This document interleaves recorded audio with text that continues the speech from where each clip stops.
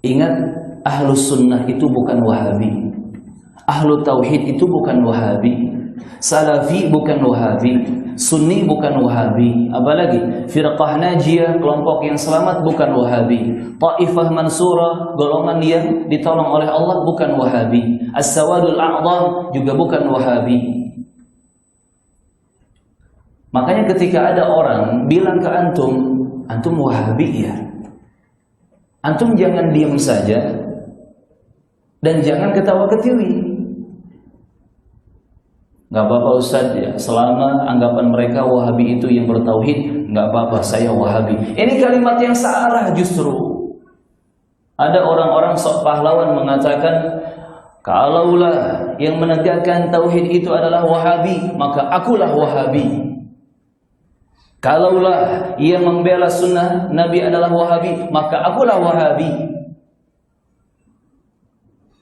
Memperjuangkan tauhidnya benar, membela sunnah nabinya benar, tetapi istilah wahabi itu tidak benar. Apalagi lemparan-lemparan mereka dengan kalimat atau istilah wahabi ini, yang diinginkan oleh mereka adalah keburukan. Wahabi itu adalah orang yang bengis, sadis ya, yang suka membunuh, merampas harta dan seterusnya.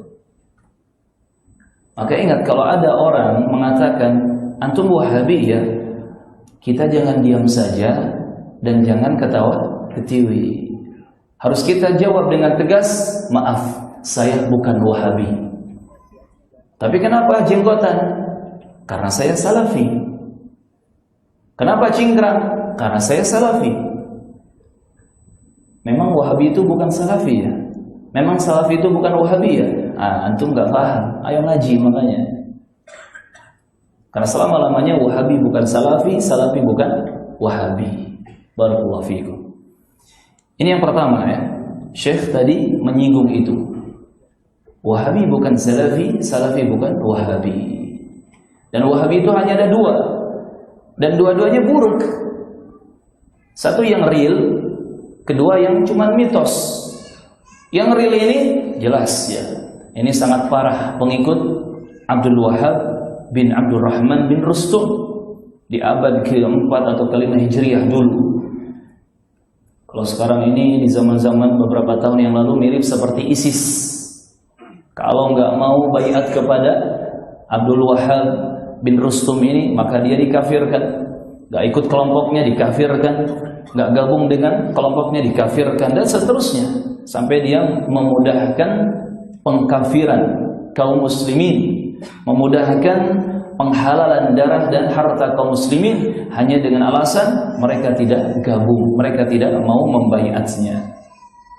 Nah, pengikut Abdul Wahhab bin Abdurrahman bin Rustum ini disebut Abbadi atau Wahabi, masih masuk akal, masih masuk nama di sini. Ini yang pertama, Wahabi yang real, memang orang-orang yang jahat, musuh ahlus sunnah mereka, musuh ahlu tauhid. Yang kedua, ada Wahabi yang mitos.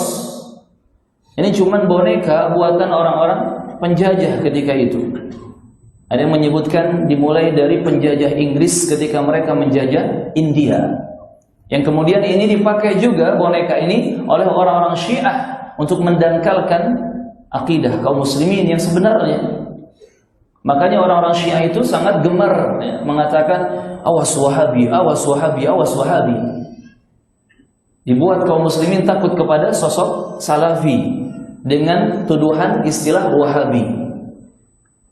Karena kalau kaum muslimin kenal ahlus sunnah yang sebenarnya, kenal salafi, maka mereka akan kenal Islam yang sebenarnya. Kalau mereka sudah kenal Islam yang sebenarnya, terkuatlah penyimpangan-penyimpangan dan kesesatan-kesesatan mereka. Ini ilmu yang penting jamaah, walaupun hanya sekedar istilah.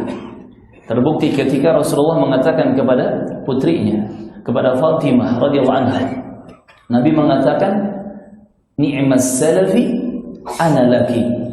Sebaik-baik pendahulu untukmu adalah aku. Ni'mas salaf ana laki. Sebaik-baik pendahulu untukmu adalah aku.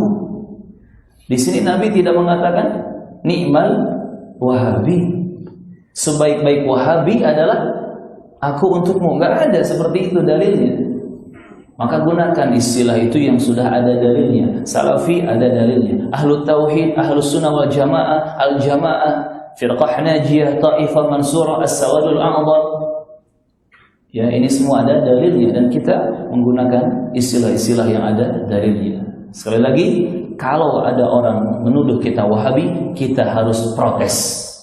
Maaf, saya bukan Wahabi. Antum katakan Wahabi no, Salafi yes. Wahabi la, kalla thumma kalla, Salafi na'am, ana Salafi.